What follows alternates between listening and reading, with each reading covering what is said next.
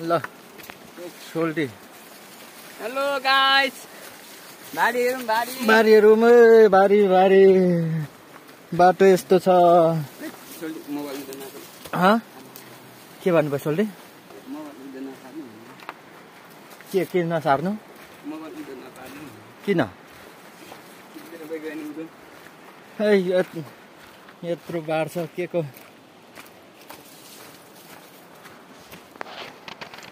यो चाहिँ फिसिङ गर्नु गएको है हामी 5 जना गएको माइबेनी कोप्चेमा तर 0 ब्यालेन्समा चाहिँ फर्किँदैछौँ आज चामलज्यू यो चाहिँ हाम्रो